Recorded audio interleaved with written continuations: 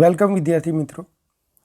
જ્યોમેટ્રિકલ optics four JEE નીટનું session 13 કે જે લેન્સના part 3ને અને એની સાથે લેન્સને કમ્પ્લીટ કરશે. તો આજે આપણે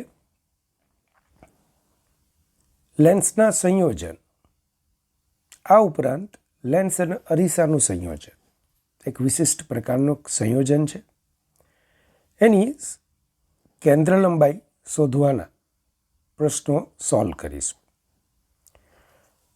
સૌથી પહેલાં સંપર્કમાં રહેલા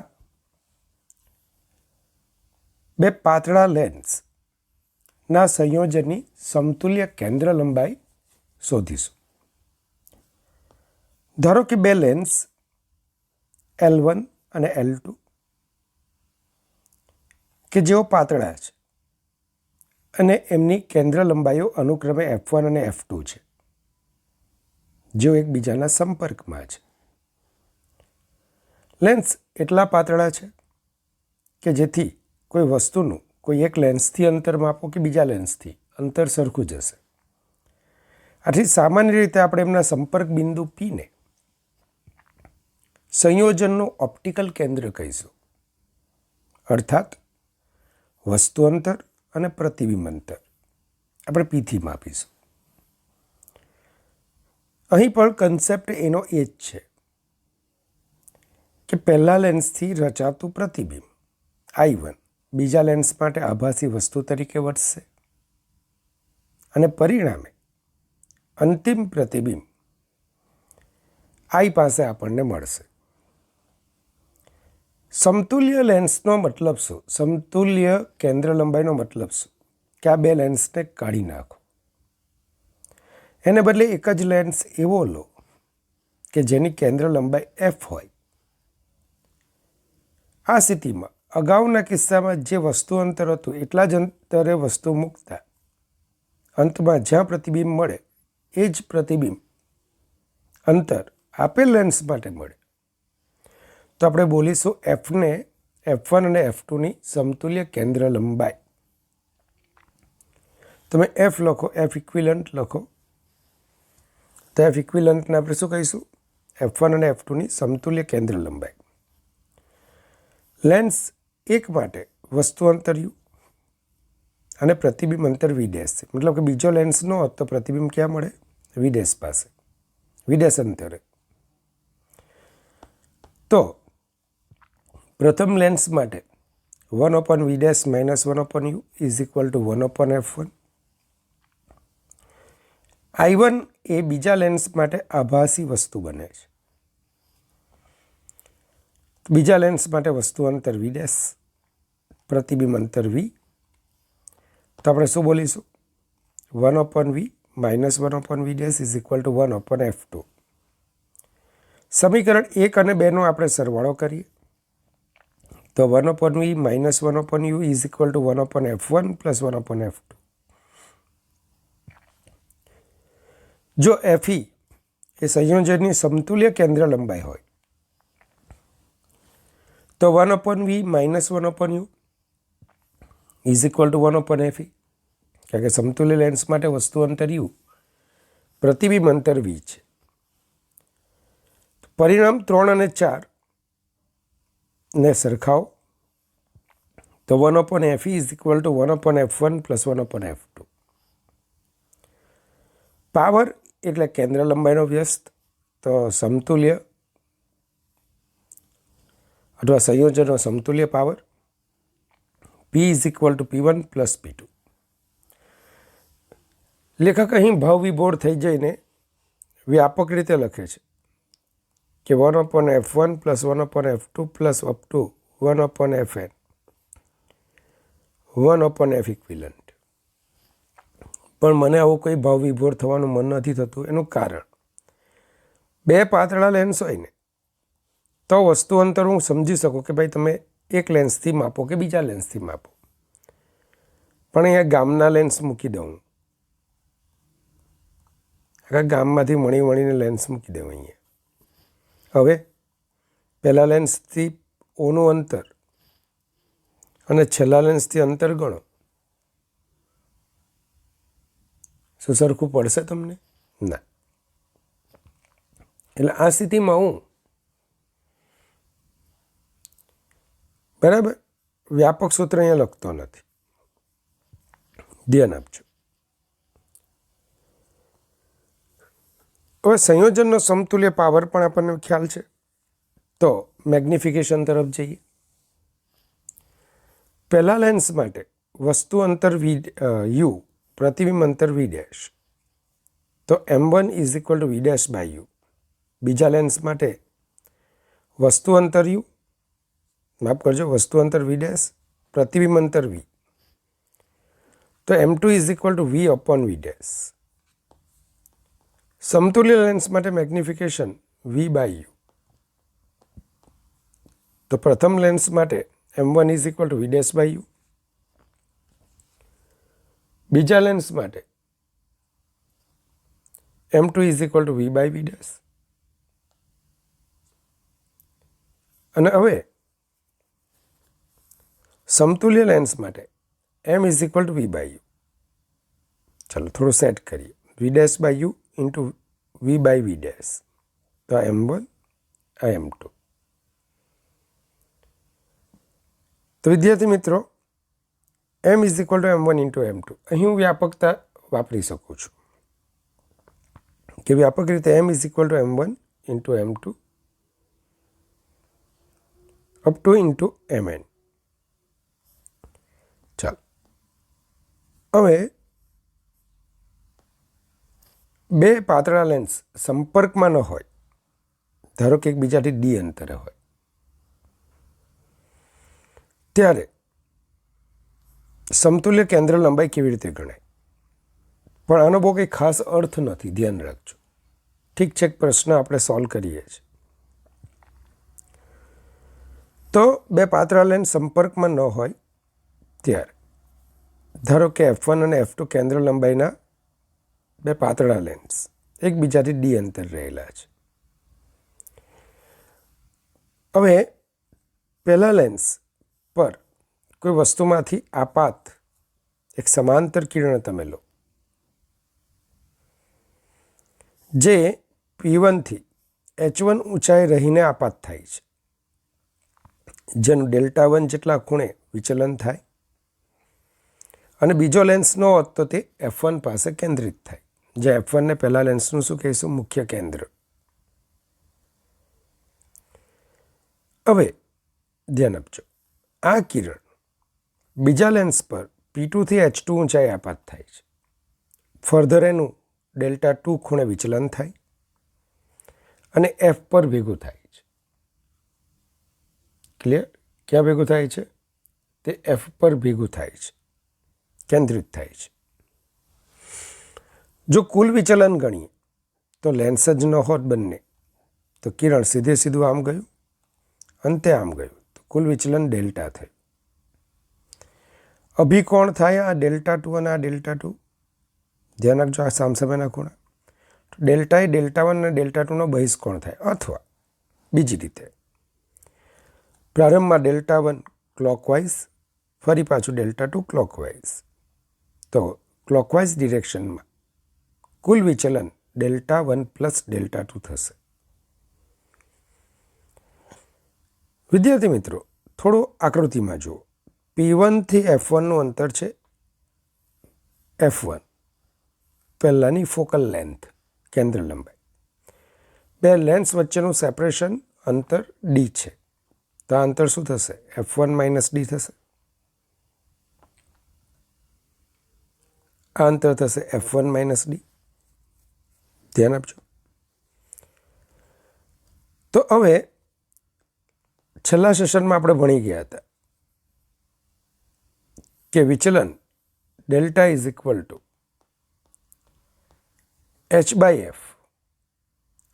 તો કુલ વિચલન delta is equal to H1 upon Fe, જ્યાં Fe એ ઇક્વિલન્ટ ફોકલ લેન્થ છે. Δ1 H1 upon F1 plus Δ2 H2 upon F2, જ્યાં Fe સમતુલ્ય લેન્સની કેન્દ્ર લંબાઈ. ધ્યાન આપજો, છેલ્લા સેશનમાં આપણે વિચલનનું સૂત્ર મેળવેલું, delta is equal to h by f. સમતુલ્ય લેન્સ કેવો હશે કે જે H1 જેટલા જ ખૂણે આપાત થયેલ કિરણનું, H1 જેટલા અંતરે આપાત થયેલું કિરણનું આ બંને ભેગા મળીને જે વિચલન આપે એટલું વિચલન એકલું આપે, કે જેથી અંતિમ પ્રતિબિંબ, બરાબર ધ્યાન આપજો, આ F બિંદુ પાસે મળે. બરાબર જોજો. તો અહીં ધ્યાન આપીએ તો delta is equal to delta 1 plus delta 2 આપણે લખ્યું. હવે બે ત્રિકોણને ખાસ જુઓ, આમાં બે ત્રિકોણને ખાસ જુઓ. તો BP1F1 આખો એક આ ત્રિકોણ તમને બનતો દેખાશે અને એક બીજો આ ત્રિકોણ બનતો દેખાશે. CP2F1, BP1F1, CP2F1. ક્લિયર? ચાલો, આ બંને સમરૂપ ત્રિકોણો થશે. ચેક કરી લો, આ બંને કયા ત્રિકોણ થશે? સમરૂપ ત્રિકોણ. તો તમે સમરૂપતા પરથી આવું કહી શકશો કે H2 અપોન H1 અથવા H1 બાય H2. તો એક આખું અંતર તમે લઈ લો F1 અને બીજું અંતર લઈ લો F1 minus D. H1 by H2 is equal to F1 upon F1 minus D. તો સમરૂપતા પરથી H1 by F1 is equal to H2 by F1 minus D. તો H2 is equal to H1 F1 minus D upon F1. ચલો, સમીકરણ 1માં કિંમત મૂકી દઈએ. કોની? H2ની. સાદુરૂપ આપીએ તો બધે H1 કેન્સલ. તો 1 upon Fe is equal to 1 upon F1 plus F1 minus D upon F1 F2. તો 1 upon Fe is equal to 1 upon F1 plus 1 upon F2 minus D upon F1 F2. ચલો, સમતુલ્ય power તો P equivalent અથવા P is equal to P1 plus P2 minus D P1 P2.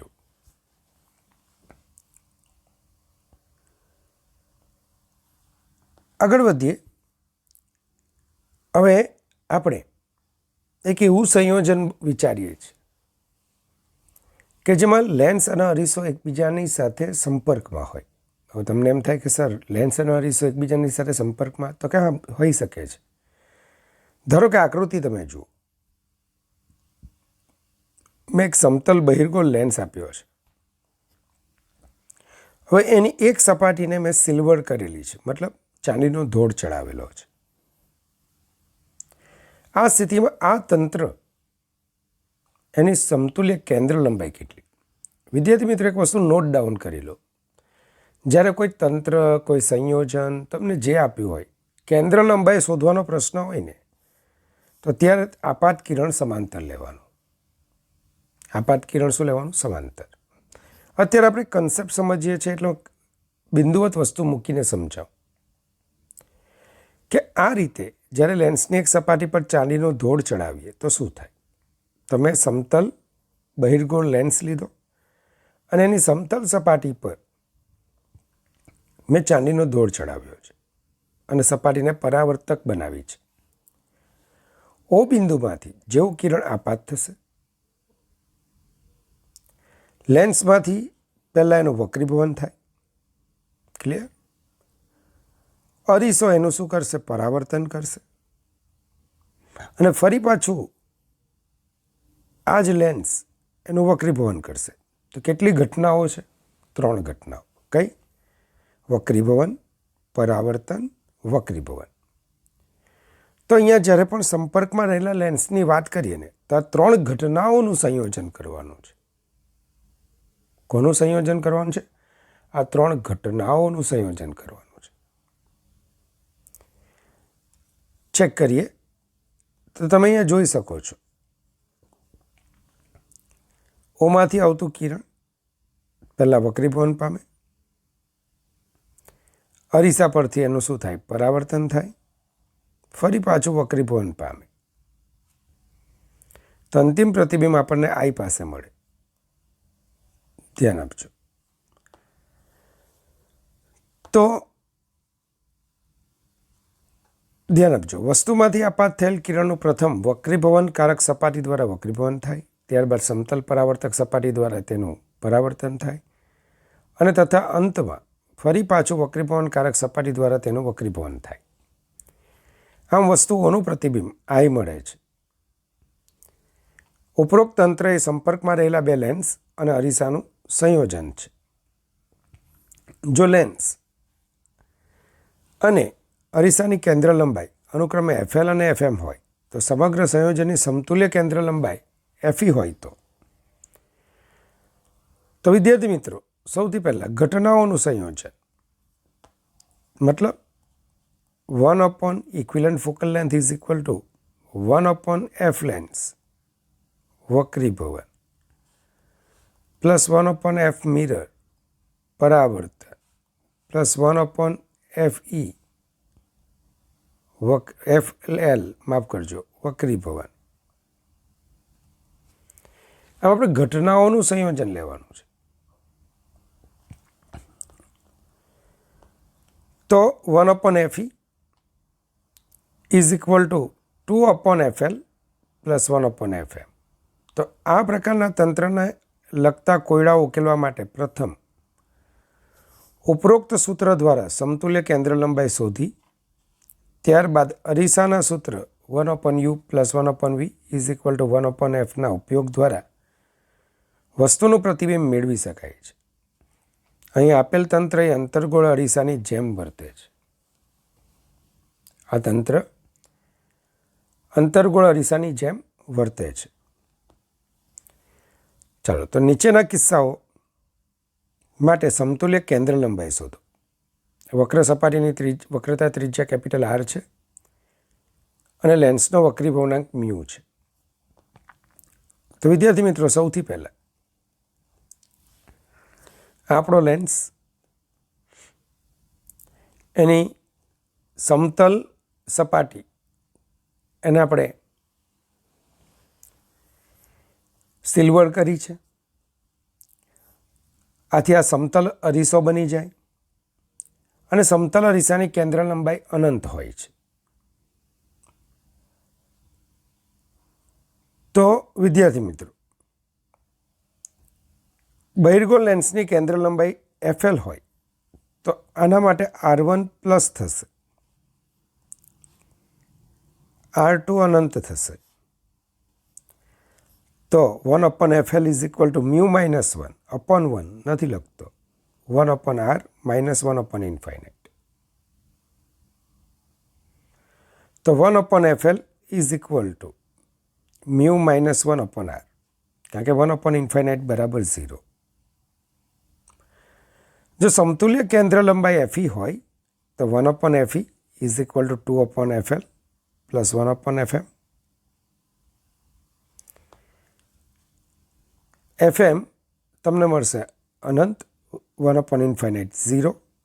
તો 1/FE is equal to 2 in the bracket mu minus 1/R.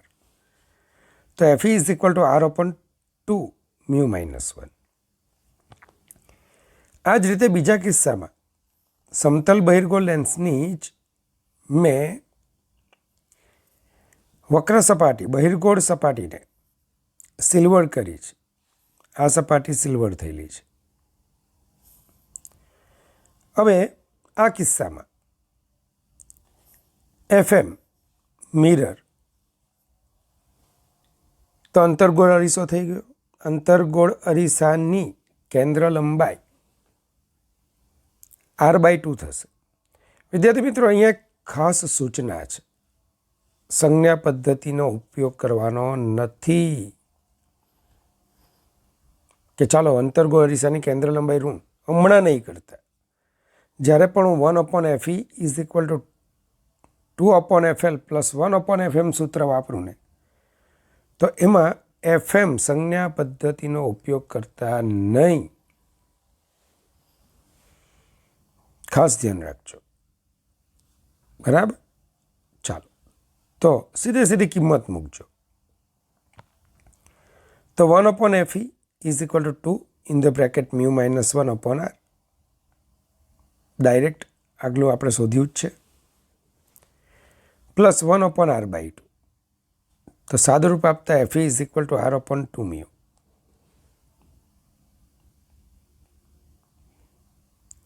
ચાલો એક example આપણે જોઈએ. આકૃતિમાં દર્શાવેલ કોન્કેવો કોન્વેક્સ લેન્સ, મતલબ કે લેન્સ બહિર્ગોળ છે પણ એની એક સપાટી અંતર્ગોળ. આગળ આપણે સેશનમાં પ્રોબ્લેમ કરેલો છે કે જેનો વક્રી ભવનાંક μ ઇઝ ઇક્વલ ટુ 1.5 છે. એની બહિર્ગોળ સપાટીની વક્રતા ત્રિજ્યા 20 સેન્ટીમીટર અને અંતર્ગોળ સપાટીની વક્રતા ત્રિજ્યા 60 સેન્ટીમીટર છે. આ લેન્સની બહિર્ગોળ સપાટીને સિલ્વર્ડ કરેલી છે અને તેને સમક્ષિતિજ સપાટી પર મૂકેલ છે. આ લેન્સથી કેટલા અંતરે વસ્તુ મૂકવી જોઈએ કે જેથી તેનું પ્રતિબિંબ આ જ બિંદુએ રચાય? તો વિદ્યાર્થી મિત્રો, સૌથી પહેલાં તો આપાત કિરણની દિશામાંના અંતરો ધન, એનાથી વિરુદ્ધ દિશામાંના અંતરો ઋણ. R1 અને R2 બંનેના વક્રતા કેન્દ્રો આપાત કિરણની વિરુદ્ધ દિશામાં છે. તેથી R1 પણ ઋણ આવશે અને R2 પણ ઋણ આવશે. એવું લાગે તો આકૃતિને અહીંયાથી આમ જુઓ, તમારી દ્રષ્ટિને આમ રાખીને જુઓ. ચાલો આગળ વધીએ. તો લેન્સ માટે એની કેન્દ્ર લંબાઈ FL હોય તો 1/FL is equal two μ - 1/1 1/R1 - 1/R2. ચાલો કિંમત મૂકીને FL શોધીએ તો તમને મળશે 1/FL ઇઝ ઇક્વલ ટુ 1/60. તો FL is equal to 60 centimetre. સંયોજનની સમતુલ્ય કેન્દ્ર લંબાઈ જો FE હોય તો 1/FE is equal two 2/FL plus 1/FM. ફરી પાછી સંજ્ઞા પદ્ધતિ યાદ રાખજો. આપણી આ સપાટી સિલ્વર છે. ચાલો 20 સેન્ટીમીટર એની વક્રતા ત્રિજ્યા છે. તો અંતર્ગોળ અરીસાની કેન્દ્ર લંબાઈ 10 સેન્ટીમીટર થશે. પણ સંજ્ઞા પદ્ધતિ નહીં મૂકવા, માઇનસ નહીં મૂકતા. સાદુરૂપ આપો તો FE ઇઝ ઇક્વલ ટુ 60/8. તો FE is equal two 7.5 centimetre. હવે આપેલ તંત્ર એ 7.5 સેન્ટીમીટર કેન્દ્ર લંબાઈ ધરાવતા અંતર્ગોળ અરીસા તરીકે વર્તે. મેં અગાઉ પણ કીધું. આ વસ્તુને ક્યાં મૂકી છે? તો કે વસ્તુને જ્યાં મૂકી છે આ લેન્સથી કેટલા અંતરે વસ્તુને મૂકવી જોઈએ કે જેથી તેનું પ્રતિબિંબ આ જ બિંદુએ રચે? તો સ્વાભાવિક છે કે અંતર્ગોળ અરીસા માટે આપણે આવું ભણેલા કે વસ્તુ C પર હોય તો એનું પ્રતિબિંબ C પર જ મળે. તો આપણું આખું આ સંયોજન એક અંતર્ગોળ અરીસાની માફક વર્તે છે. આપણું આખું સંયોજન અંતર્ગોળ અરીસાની માફક વર્તે છે, જેની કેન્દ્ર લંબાઈ આપણને કેટલી મળી? 7.5 સેન્ટીમીટર. તો વક્રતા ત્રિજ્યા 15 સેન્ટીમીટર. તો મતલબ કે આપેલ વસ્તુ જો આપેલ સંયોજનથી 15 સેન્ટીમીટર દૂર હશે તો જ્યાં O છે, ઓબ્જેક્ટ છે, ત્યાં જેની ઇમેજ I રચાશે. શું લખ્યું છે વાંચજો. હવે સ્પષ્ટ છે પણ શું કે અંતર્ગોળ અરીસાના વક્રતા કેન્દ્ર C પર રહેલી વસ્તુનું પ્રતિબિંબ C પર જ રચાતું હોવાથી આપેલ કિસ્સામાં વસ્તુને આપેલ સંયોજનથી 15 સેન્ટીમીટર અંતરે મૂકવી જોઈએ. ચાલો આગળ વધીએ. તો એક બીજું એક્ઝામ્પલ આપણે જોઈએ જેમાં μ1 μ2 આ રીતે એક તમને તંત્ર આપ્યું છે. તમે ચેક કરો આ બહિર્ગોળ સપાટી થઈ છે, તો મ્યુ2 વક્રીભવનાંક એ સમતલ અંતર્ગોળ લેન્સ તરીકે વર્તે. ફરીથી મ્યુ1 વક્રીભવનાંકવાળું માધ્યમ સમતલ બહિર્ગોળ લેન્સ અને મ્યુ2 વક્રીભવનાંકવાળું માધ્યમ સમતલ અંતર્ગોળ લેન્સ તરીકે વર્તે. કન્સેપ્ટ સેમ જ, બંને સંપર્કમાં છે. તો 1/Fe is equal to 1/F1 plus 1/F2, જ્યાં 1/F1 is equal to mu minus 1 in the bracket 1/∞ minus 1/-. તો 1/F1 ઇઝ ઇક્વલ ટુ, ધ્યાન રાખજો આમાં R1 અનંત બનશે અને R2 માઇનસ R થશે. જ્યારે અંતર્ગોળ લેન્સ માટે જ વિચારીશું તો R1 માઇનસ R થશે અને R2 ઇન્ફાઇનાઇટ થશે. તો 1/F1 મ્યુ1 માઇનસ 1/R આવ્યું. ચલો અંતર્ગોળ લેન્સ માટે, સમતલ અંતર્ગોળ લેન્સ માટે 1/F2 is equal to mu minus 1 in the bracket 1/-R minus 1/∞. ચાલો 1/∞ 0, તો 1/F2 is equal to minus mu minus 1/R. બસ કિંમતો મૂકી દો, સાદુરૂપ આપો તો Fe is equal to R upon mu minus mu. વિદ્યાર્થી મિત્રો, બીજું એક સરસ એક્ઝામ્પલ છે, ખૂબ સરસ એક્ઝામ્પલ છે. સ્મોલ r ત્રિજ્યાના કાચના ગોળાની અર્ધ ગોળાકાર સપાટીને ચાંદીનો ધોળ ચડાવીને તેની અંદરની સપાટીને પરાવર્તક બનાવવામાં આવેલ છે. હવે એક બિંદુવત વસ્તુને ગોળાના કેન્દ્રથી 3r અંતરે મૂકતા ક્યાં મૂકેલી છે? ગોળાની મુખ્ય અક્ષ પર. તો આ વસ્તુનું અંતિમ પ્રતિબિંબ શોધવાનું છે. તો અઘરું કંઈ જ નથી, અઘરા આપણે છીએ. પહેલાં તમારે એ જોવાનું, અચ્છા આનાથી વક્રીભવન, પછી જે કિરણ આવે તેનું આના દ્વારા પરાવર્તન, લાસ્ટ ફરી પાછા આ સપાટી દ્વારા વક્રીભવન. પહેલાંથી રચાતું પ્રતિબિંબ બીજા માટે આભાસી વસ્તુ, બીજાથી રચાતું પ્રતિબિંબ ત્રીજા માટે આભાસી વસ્તુ. બસ આમ આગળને આગળ આપણે વધારતા જોવાનું. કેમ અહીંયા હું સમતુલ્ય કેન્દ્ર લંબાઈનું સૂત્ર નથી લેતો? કારણ કે આ પાતળા લેન્સ નથી, જાડો છે, ખૂબ જાડો છે. જો ખાઈ ખાઈને જાડો થઈ ગયેલો ગોળાકાર છે, ગોળો છે, અને આપણે સેપરેટલી સોલ્વ કરવાનું. અગાઉ એક સૂત્ર મૂકી દેતા હતા, 1/Fe is equal to 2 times 1/Fl plus 1/Fm. અહીં આવું ન કરતા.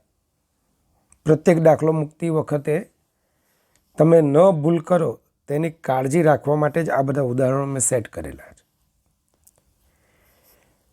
સૌથી પહેલાં જોઈએ તો અર્ધગોળાકાર વક્રીભવનકારક સપાટી વડે થતું વક્રીભવન. અચ્છા, પીથી અંતરમાં આપો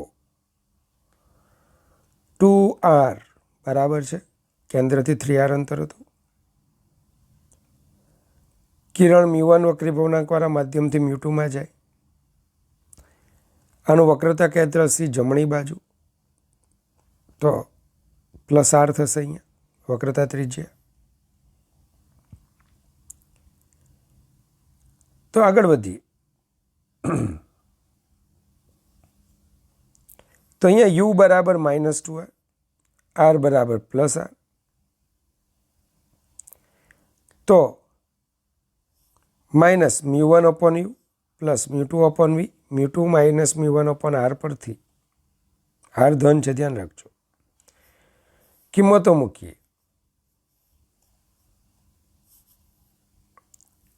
તો આપણું સાદું રૂપ આપતા v is equal two infinite મળશે. તો આમ અર્ધગોળાકાર પરાવર્તક સપાટી વડે થતું પરાવર્તન જ્યારે પણ ચેક કરીએ તો એની પર આપાત કિરણ કેવા બનશે? સમાંતર. વિદ્યાર્થી મિત્રો, અહીંયા પ્રતિબિંબ અનંત અંતરે મળે, મતલબ અર્ધગોળાકાર સપાટી પર આપાત કિરણો સમાંતર બને, જેના મુખ્ય કેન્દ્રમાંથી પસાર થાય. મતલબ કે આનું પ્રતિબિંબ કેટલા અંતરે મળે? તો આની વક્રતા ત્રિજ્યા સ્મોલ આર છે, તો પ્રતિબિંબ r/2 અંતરે મળે, જે આ સપાટી માટે આભાસી વસ્તુ બનશે. ચલો, આ સપાટીથી આનું અંતર કેટલું થશે? r + r/2, 3r/2. અને આ વખતે આપાત કિરણો આમ છે, આમ છે, આમ છે. આપાત કિરણો આમ છે. ધ્યાન આપજો, બરાબર ધ્યાન આપજો. તો આ અર્ધગોળાકાર પરાવર્તિત સપાટીથી રચાતું પ્રતિબિંબ વક્રીભવનકારક સપાટી માટે આભાસી વસ્તુ તરીકે વર્તે છે. ચાલો, તો અહીંયા u = +3r/2, μ1 1.5 થી 1. આથી 1/v - 1/u. ધ્યાન આપજો, માફ કરજો, minus n1/u + n2/v = n2 - n1/r. સૂત્રમાં આપણે કિંમત મૂકીએ તો 1/v - 1.5/3r/2 -0.5/r. સાદુરૂપ આપતા v = શું મળશે? 2r. તો અંતિમ પ્રતિબિંબ તમને 2r અંતરે જોવા મળશે. અંતિમ પ્રતિબિંબ ક્યાં જોવા મળશે? 2r અંતરે. મતલબ કે ધન આવે છે, આપણે પીની સાપેક્ષે બધુંમાં આપ્યું છે, વસ્તુ અંતર ધન હતું, તો આ 2r અંતરે આપણને પ્રતિબિંબ જોવા મળશે. ચાલો, તો વિદ્યાર્થી મિત્રો આગળ વધીએ.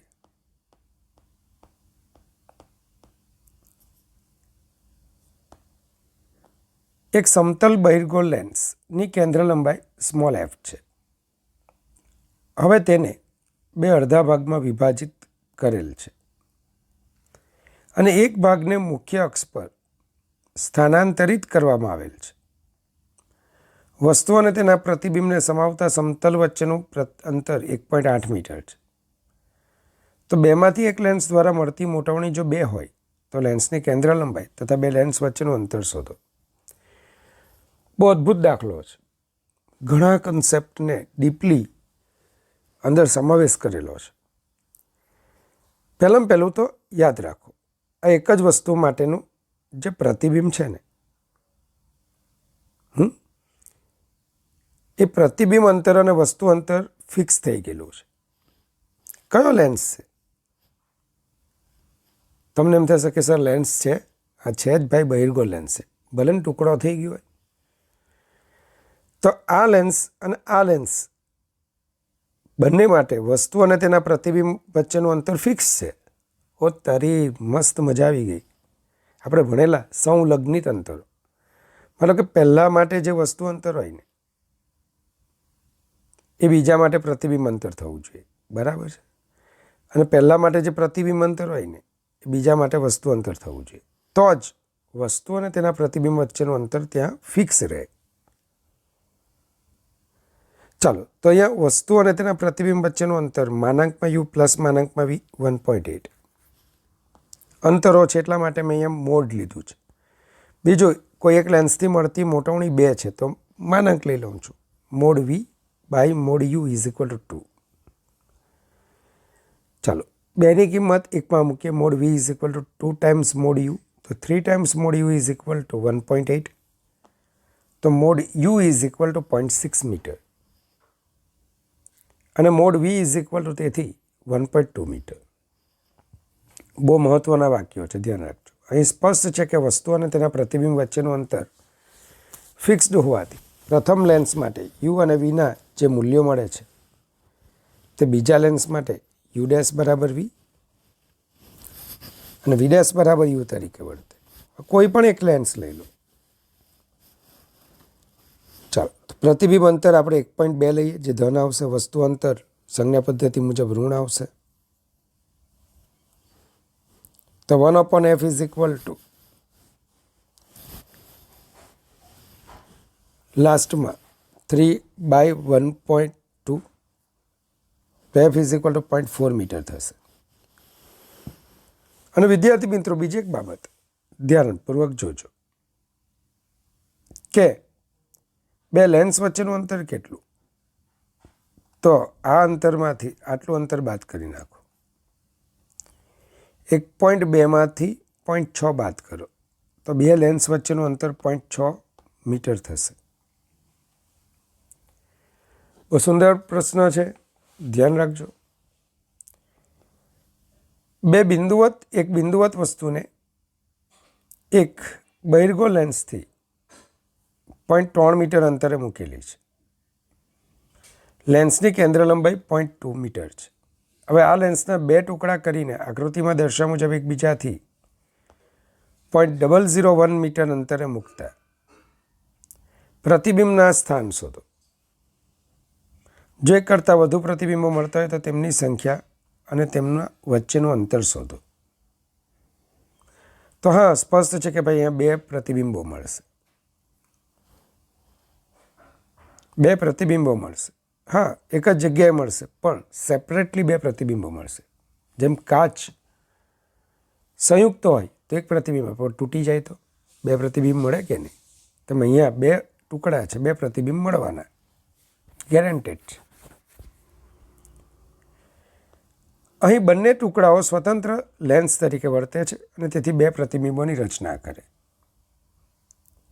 વસ્તુ અંતર u -0.3 મીટર, પ્રતિબિંબ અંતર v 0.6 મીટર.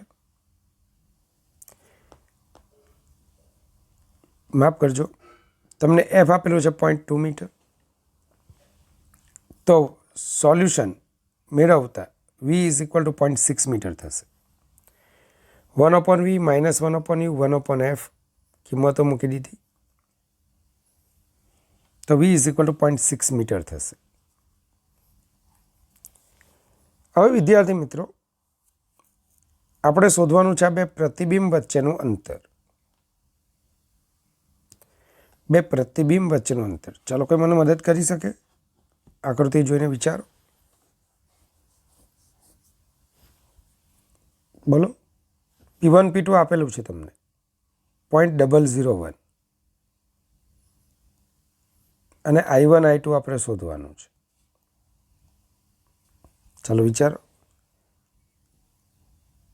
બીજા અંતરો પણ દેખાતા હશે, તમે જુઓ. શું કરશો? અરે, સમરૂપતા ચેક કરો. આ ખૂણો થીટા, તો નાનો ત્રિકોણ હોય કે મોટો ત્રિકોણ હોય, આ ખૂણો થીટા છે. સેમ આ એંગલ બરાબર આ એંગલ થશે, કારણ કે આ બંને સમાંતર રેખાઓ છે. આ એની છેદિકા છે, અનુકોણ. તો ત્રિકોણના ત્રણેય ખૂણાઓ સરખા, બાજુઓ જુદી જુદી, તો સમરૂપ ત્રિકોણો. તો આપણે એક કામ કરીએ, I1 I2 divided by P1 P2, I1 I2 divided by P1 P2 is equal to 0.9 divided by 0.3, 0.9 divided by 0.3 લઈ શકાય ને આવું? હા. તો I1 I2 upon P1 P2 0.9 divided by 0.3. તો I1 I2 3 times P1 P2 અને તેથી I1 I2 is equal two 0.003 metre. તો વિદ્યાર્થી મિત્રો, લેન્સમાં જેટલા શક્ય ક્વેશ્ચન્સ હતા, JEE મેઇન અને નીટને અનુલક્ષીને, એ તમામ ક્વેશ્ચન મેં લીધા છે અહીંયા.